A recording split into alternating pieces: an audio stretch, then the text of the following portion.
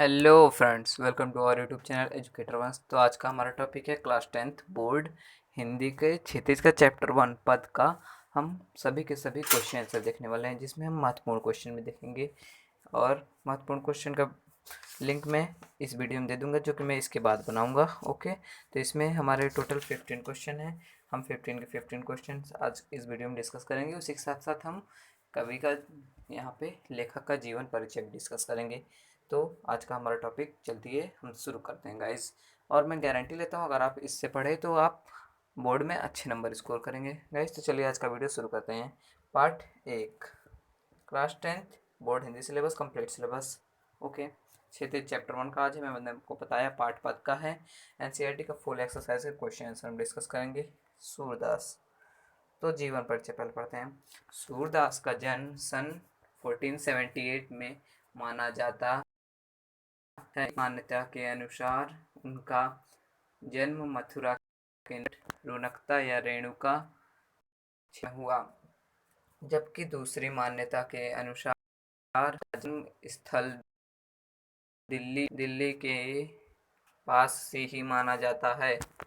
महाप्रभु वल्लभाचार्य के शिष्य सूरदास अष्टछाय के कवियों में एक प्रसिद्ध हैं। वे मथुरा और वृंदावन के बीच रहते थे और श्रीनाथ जी के मंदिर में भजन कीर्तन करते थे। सन 1583 में पारसौली में उनका निधन हुआ। उनके 3 ग्रंथों सूरसागर, साहित्य लहरी, सारावली सर्वाधिक लोकप्रिय हुआ। श्रृंगार रस के जाते थे। उनकी कविता में वह रूप है।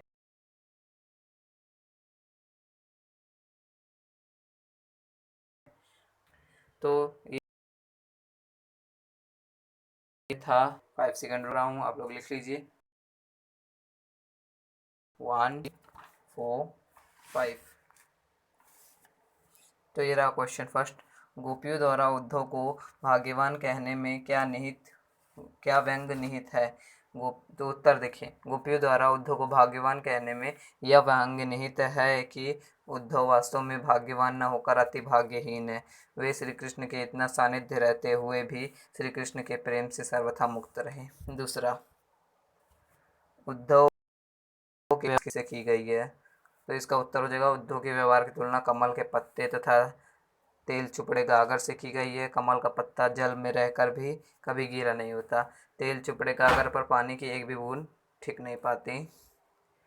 तीसरा क्वेश्चन, गोपियों ने किन किन उदाहरणों के माध्यम से उद्धव को उलाहने दिए हैं। कमल के पत्ते, जो नदी के जल में रहते हुए भी जल के प्रभाव से मुक्त रहता है। जल के मध्य रखी हुई तेल की मटकी, जिस पर पानी की एक भी बूंद टिक नहीं पाती। कड़वी ककड़ी, जो खा ली जाए तो गले से नीचे नहीं उतरती। प्रेम रूपी नदी में पाँव डुबोकर भी उद्धव प्रभाव रहित रहे। फोर्थ क्वेश्चन, उद्धव द्वारा दिए गए योग के संदेश ने गोपियों की वीरा अग्नि में घी का काम कैसे किया।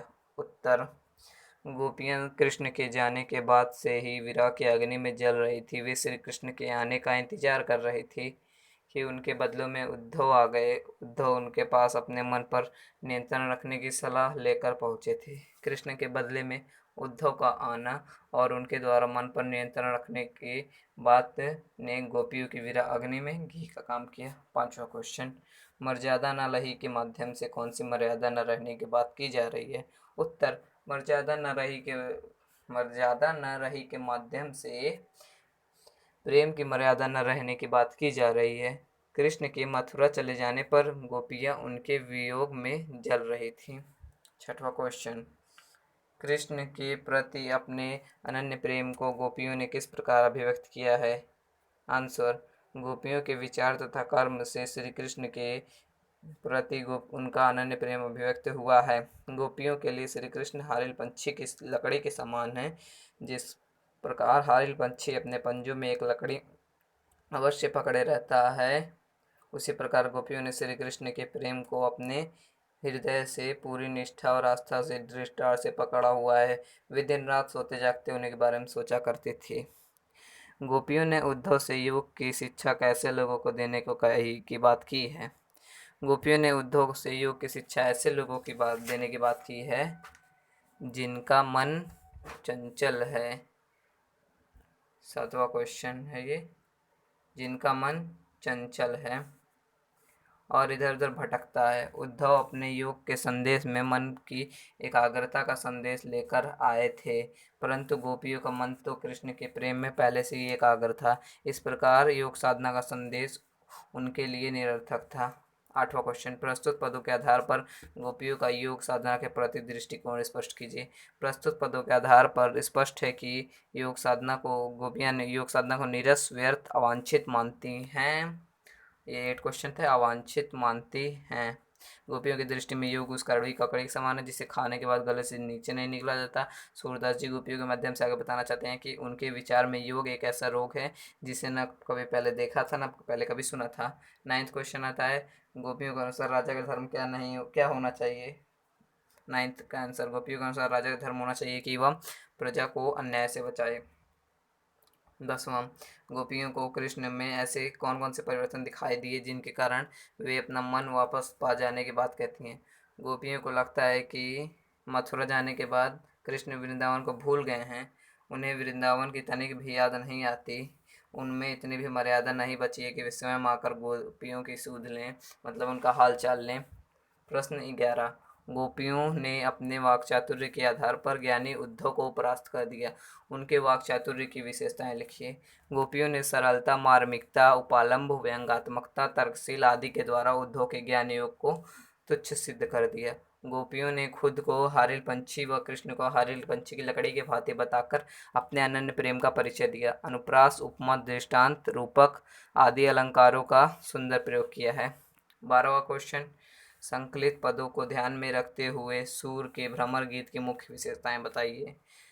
भ्रमर गीत की निम्नलिखित विशेषताएं इस प्रकार हैं। भ्रमर गीत में उद्धव व गोपियों के मध्य में ज्ञान को प्रेम के आगे नतमस्तक होते हुए बताया गया है।